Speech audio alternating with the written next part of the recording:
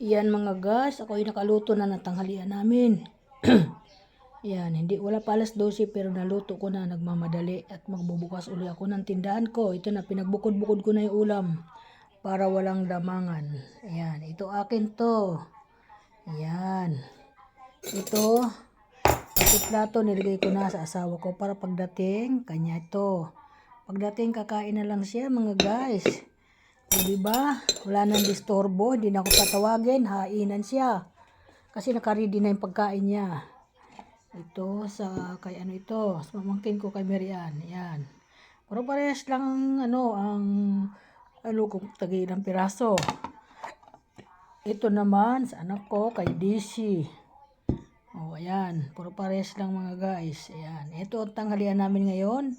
Iginisa ko siya sa talong, kangkong, nilagyan ko ng tuyo, at nilagay ko na itong hipon para maiba naman yung panlasa namin mga guys.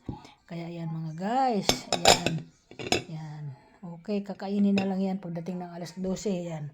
Mga nakatakip parehas yan. Ayan. Ayan, mga nakatakip yan. Ayan mga guys. Pinagbukod-bukod ko na. Pero 4 lang kami dito. Kailangan talaga ganyan, bukod-bukod.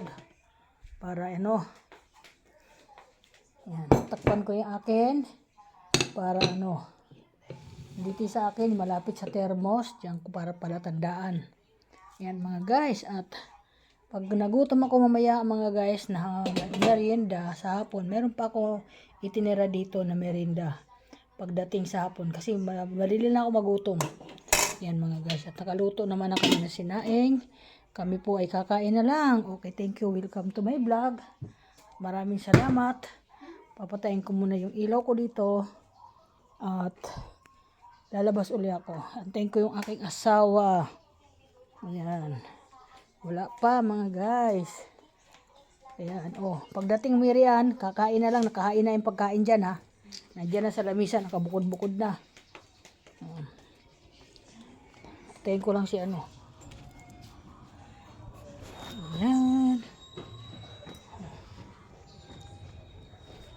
Lalakad na ako papunta sa aking tindahan mga guys.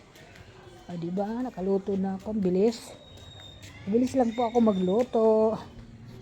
Ayan. Bukas ata. Nagamitin ko yung sasakyan. Punta kami sa Quezon City. Ayan. Sasama ko doon sa asawa ko. Ayan. Okay mga guys. Maraming salamat sa lahat. Dito na ako. Okay, nandito na yung apo ko ata.